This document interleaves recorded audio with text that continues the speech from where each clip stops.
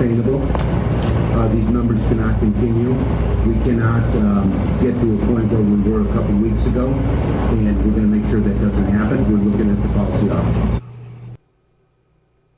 That's not good, considering that's the head of DHS. Joining me now to talk about that and other things is Ken Cuccinelli. He is the national chairman for the Election Transparency Initiative. Ken, July alone, 212 plus thousand were encountered, which is 13% over June. This is not getting better. It's somehow getting even worse. Why? Well, because they want it to. Look, you and I look at the border and we see a mistake. We see a bad policy. They see a voter registration line. And and I say that to point out, this is intentional. The specific numbers aren't so intentional, but the open borders policy is absolutely intentional. It's also why you hear them sort of being nanny state-ish all over America over COVID, but not at the border.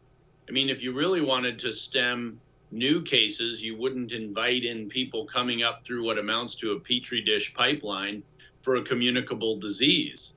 And that's exactly what they're doing with the open borders policy.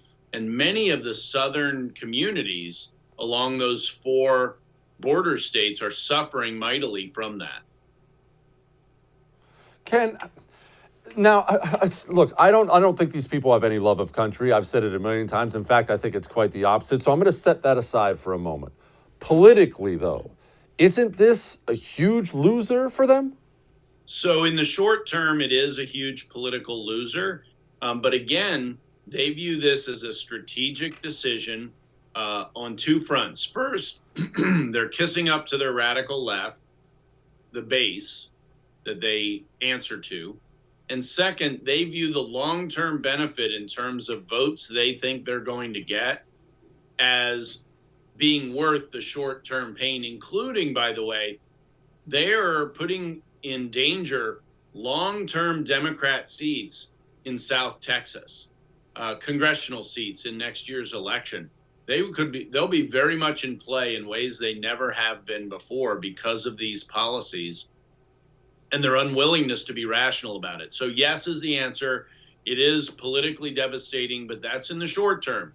And they think getting what they think will be millions new illegal voters into the system is worth it. Ken, how do they get voters out of these people? I mean, explain the process to me. Sure. I mean, they're obviously not voting tomorrow, right? Or are they? How are they getting voters out of these people? Excellent question. So if you look at H.R. 1 and S1, they're top priority bills. That's why they were numbered 1. And they are still alive in the U.S. Senate. One of the last things Chuck Schumer did before the Senate went on vacation is successfully move S1 out onto the floor of the Senate. That bill mandates that states dump all adults in their state databases onto their voter registration rolls.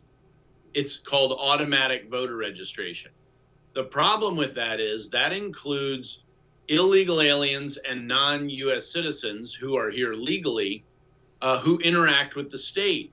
And every state government and local governments interact with the people who live within their boundaries. So this is literally going to put millions of illegal aliens and non-citizens on the voter rolls. And at the same time, they remove all criminal penalties, I kid you not, for any of these people who vote in a federal election. You say, wait a minute, how can they do that? And their explanation is, well, if they were put on the rolls automatically and they didn't have a say in it, and then they voted, we shouldn't punish them for that. We should only punish them when they register to vote themselves, which is ludicrous. What it really is a path to allow non-citizens to vote with no consequences. Ken, okay, that's a bit frightening. How close is this to passing? Please tell me this is not going to pass. So their goal is to amend this bill to make it comfortable for Joe Manchin. And then they will not get 10 Republicans in the U.S. Senate to support this. then it becomes a question of whether they will break the filibuster to pass the bill. And the same radical leftists who are pushing the open borders policy on immigration are the same people pushing very, very hard on the Democrat caucus in the Senate to break the filibuster. And understand, you look at some longtime senators like Chuck Schumer. Chuck Schumer isn't as concerned about the Senate or America as he is about the possibility that AOC may run against him in a primary.